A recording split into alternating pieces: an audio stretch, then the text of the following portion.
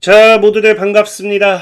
강태공입니다. 자, 금일은 이 양자 컴퓨터가 왜 급락하는지, 그리고 이 이유가 무엇인지와 함께 언제까지 버티면 오히려 또 26년도 급반등에 대한 기회가 다가올지에 대한 부분에 대해서 분석을 해보려고 합니다. 자, 방송 전 늘 말씀드리는 여러분들의 좋아요, 구독하기, 댓글까지는 너무나 많은 힘이 된다라고 말씀드리면서 오늘 방송 시작해 보도록 할게요. 자, 일단은 양자 컴퓨터 섹터들이 어제 또 낙폭을 키웠어요. 다들 좀 이제 뭐 불만을 많이 가지고 계신다든지 불안해하시는 분들도 많을 거라 생각은 합니다. 자, 심지어 더 그럴 수밖에 없는 게 어제가 뭐 증시가 안 좋았다라고 하고 하기에는 뭐 전체적으로 그냥 그렇게 나쁘지도 않았어요. 그리고 뭐 오라클, 뭐 엔비디아, 뭐 테슬라 다른 섹터들을 본다 하더라도 양자 컴퓨터만큼 그렇게 빠진 섹터들도 크게 없죠. 그러다 보니까 많은 분들이 양자 컴퓨터에 대해 있어서 이거 이제 끝난 거 아니냐, 굉장히 뭐 오히려 왜 이렇게 빠지냐 하신 분들도 많을 거예요. 근데 저는 늘 말하지만 양자 컴퓨터가 지금 시장에 어떤 악재가 있는 건 아닙니다. 이번 하락 자체도 악재는 아니에요. 제가 뒤에도 설명드리겠지만 철저하게 이거는 상승 모멘텀의 부재, 지금 상승 모멘텀이 나올 만한 또 새로운 이슈거리가 안 나오다 보니까 이 부재 속에서 뭐가 따라오느냐? 차익 매물 출회라고 생각을 해요. 그래서 실질적으로 보면 알겠지만 어제 양자 컴퓨터가 많이 빠지고 급락을 함에 있어서도 오히려 지금 이 옵션입니다. 이 콜 옵션은 지속적으로 이 매도, 그러니까 한마디로 이게 매도한다는 건 청산이 나오고 있다는 거겠죠.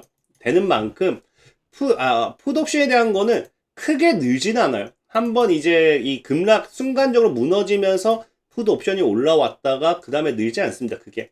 근데 콜 옵션만 이렇게까지 계속 나온다라는 거는 이 양자 컴퓨터에 대한 이 어떤 이 아이온큐를 기준으로 뭐 설명드리겠지만 양자 컴퓨터에 대한 이 하락의 시장이 베팅을 한다가 아니라 그냥 이게 추가적인 상승 탄력에 대한 부재성 이런 것들 상승 탄력이 이제 조금씩 둔화가 되니까 그냥 차익을 한다라고 보시는 게 좋다라는 거예요. 실질적인 지금 양자 컴퓨터 아이온큐의 차트만 본다 하더라도 지금 뭐 하고 있다? 그냥 전형적인 55달러라는 구간대에서 저항을 맞고 조정을 주고 있기 때문에 현재 구간에서는 그냥 사실 아름다운 조정이다라고 생각하는 게 좋다라는 거고, 특히나 동시에 지금 우리가 지켜줘야 될 구간이 보통 이제 한 45달러 정도에서 유지하고 있죠. 그러니까 오히려 이 구간에서 오니까 지금 뭐 하고 있어요? 반등이 온다라는 게 우리가 또 뭘 보고 예상할 수 있느냐? 실질적인 이 콜 옵션에 대한 프리미엄 그 감마 지표를 본다라고 하면은 지금 이제 양의 감마 구간에 들어와 있어요. 양의 감마 구간. 이 구간은 이제 뭐라 했습니까? 그냥 이 조금만 밀려줘도 다시 반발 매수세가 들어온다. 이 마켓메이커의 매수세가 함께 들어온다라고 말씀을 드렸는데 실질적인 지금 스팟 간마의 차트를 본다 하더라도 뭐예요? 조금만 밀려줘도 양의 감마의 이런 흐름에 따라서 마켓메이커의 포지션 설정이 강한 매수 물량으로서 받쳐버리겠다라는 거거든요. 그러니까 시장은 지금 아이온큐를 이렇게 박스권에서 만들어 놓고 놀고 있다고 보시면 좋아요. 그래서 실질적인 이제 오히려 이제 하방 콜 옵션에 대한 흐름도 본다라고 하면은 오히려 아래에서는 콜 옵션에 대한 강한 매수세, 그러니까 오를 거다에 대한 더 높은 베팅에 따른 시장가 매수가 더 강한 거고요. 풋 같은 경우는 더 빠지겠어라고 하면서 오히려 빠질수록 이 시장가 매도에 따른 베팅이 더 강한, 그러니까 오히려 지금 자리가 단기 저점이라고 판단하는 이제 옵션의 흐름도 나와준다라는 거예요. 그러니까 지금 여러분들이 뭐 별다르게 신경을 쓸 건 없습니다. 그냥 양자 컴퓨터는 이렇게 박스를 만들어 놓고 놀고 있다. 왜? 그 이유가 뭐 때문에? 이슈의 부재다. 없어요, 실질적으로. 뭐 이거를 지금 강하게 끌어올릴 만한 지금 시장에 엄청난 이 호재성 뭐 기사라든지 이런 것들이 없다라고 보는 게 맞아요. 그래서 제가 뭐 그 뉴스도 자주 보는 뉴스가 이제 퀀텀 인사이더라고 있어요. 그래서 이게 지금 보면은 양자 관련되는 소식을 많이 다루거든요. 근데 보면 알겠지만 최근에 뭐 양자 관련해 가지고 나오는 뉴스들이 없습니다. 그러니까 제가 뭐 어떤 특정 뉴스가 나온다고 하면은 뭐 기업의 발표가 있다라고 하면 이걸 가지고 많이 다루겠지만 그 뉴스들조차도 없을 만큼 지금 시장은 오히려 이제 조용한 상태. 그러니까 오히려 저는 그렇게 생각하고 싶어요. 큰 상승을 앞두고서 그냥 숨 고르는 구간이 아닌가. 라고 생각해보고 싶고, 뭐 그나마 어제 나온 뉴스가 있다라고 하면은 이거를 조금 의미 있게 보시는 분들이 있을지 모르겠는데, 이거는 제가 좀 얘기하고 싶은 게, 이게 갑자기 한국 뉴스, 한국으로 넘어오면서 좀 뉴스가 좀 이상해졌어요. 그러니까 이거는 여러분들이 혹시나 한국 뉴스를 보면서 착각할까봐. 왜? 중국 마이크로파를 이용한 양자 오류 수정 기술 시연했고요. 구글과의 격차를 분명히 좁혔다라는 내용이거든요. 그 뒤에도 설명드리겠는데, 근데 한국에 넘어오니까 이게 어떻게 되어 있냐고 하면은, 중국이 양자 컴퓨터 주중치 3.2가 구글을 제쳤대요. 제치고 안정성 이정표를 달성했고, 실질적으로 오히려 구글의 기술력을 앞질렀다라는 평가가 나왔대요. 뭐 이런 내용이 나오면서 갑자기 뭐야? 그러니까 이것만 보면은 구글을 제치고 중국이 또 뭐 했다라고 하면은 이게 또 양자 컴퓨터의 엄청난 호재일 수도 있네라고 생각할 수 있거든요. 근데 사실은 이제 뭐 너무나 당연한 게 뭐냐고 하면은, 이게 중국 뉴스이기 때문에 굳이 중국 뉴스가 미국 내 상장되는 양자 컴퓨터에 뭐 호재가 될 내용, 이유도 없는 거고요. 그리고 정확한 내용은 뭐냐고 하면은, 중국, 아까 이 정확한 이 퀀텀 인사이더를 통해서 본다라고 하면은, 마이크로파를 이용한 양자 오류 수정 기술을 시연했고, 구글과의 격차를 좀 좁혔다는 정도입니다. 그래서 107큐비트 초전도 프로세서에서 마이크로파 기반 누설 억제가 시스템 규모 확장에 따른 오류를 감소시키고 안정적인 거리 표면 코드 성능을 확인시켜 준다는 것을 보여주었다. 그래서 하드웨어 집약적인 제어 방식을 피함으로써 마이크로파 방식은 배선 복잡성을 줄이고 대규모 양자 컴퓨터의 확장성을 향상시킬 수 있다. 그래서 이게 지금 여러분들이 이해하셔야 되는 게, 여기도 나오지만 하드웨어 일단 방식 자체가 다르기 때문에 어떤 기술이 더 우수하다라고 과연 우리가 평가를 할 수 있느냐의 문제도 있다라는 거예요. 그래서 실질적으로 보면 아시겠지만 뭐예요? 그러니까 그 요약 정리를 하면 이겁니다. 양자 컴퓨터의 누설 오류를 해결하기 위한 방법이거든요. 그러니까 누설 오류라는 거는 양자 컴퓨터가 커질수록 가장 치명적인 오류 중에 하나인데, 이게 뭐냐고 하면은 모르는 분들 있을 수 있어요. 이 큐비트가 이게 정해진 계산용 상태를 벗어납니다. 아예 다른 에너지 상태로 빠져버리는 오류를 누설 오류라고 해요. 그래서 이걸 잡는 거거든요. 그래서 이게 사실 여기도 나오지만 마이크로파냐 하드웨어냐의 차이예요. 그래서 구글 같은 경우는 하드웨어로서 누설 오류를 물리적으로 차단하겠다라는 거고, 중국이 이번에 시연했던 거는 이 오류를 물리적인 차단보다는 확장성을 더 먼저 하겠다라는 거거든요.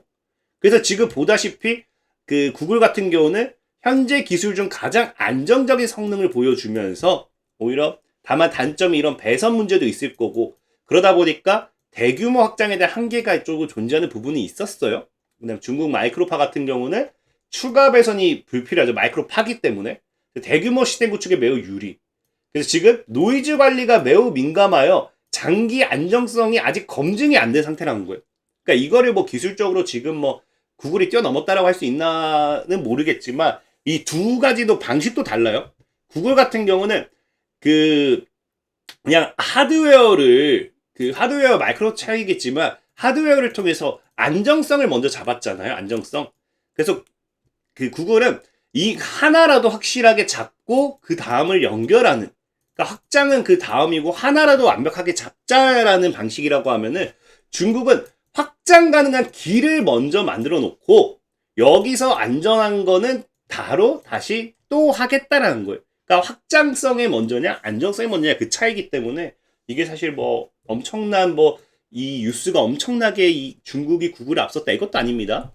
심지어 이제 구글 같은 경우는 이미 단기적으로 이 안정성이 확인됐잖아요. 클라우드 및 내부 검증을 통한 로드맵이 병합하면서 현재로서는 안정성도 그렇고 재현성 산업화로 보면은 중국보다도 더 우위에 있는 추세입니다.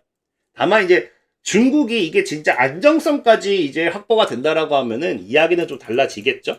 그 전까지는 어쨌든 구글이 우위다. 이거를 우리가 지금 부정할 수 없다. 그래서 이게 지금 뭐 뉴스로 어제 나온 뉴스는 봐봐요. 뭐 이 정도밖에 없는 거고, 뭐 실질적으로 아이온큐 같은 경우도 보면 알겠지만 없어요. 뉴스가. 리게티, 실스크, 퀀텀, 디브 다 가도 없습니다. 그래서 이번 주는 저도 한 주 방송하면서 오늘은 여러분들에게 무엇을 설명해줘야 여러분들이 들었을 때 현재 양자 컴퓨터에 대한 이해를 빨리 할까 고민을 진짜 많이 했을 정도로, 보면은 이 당시에도 이번 주가 이거죠.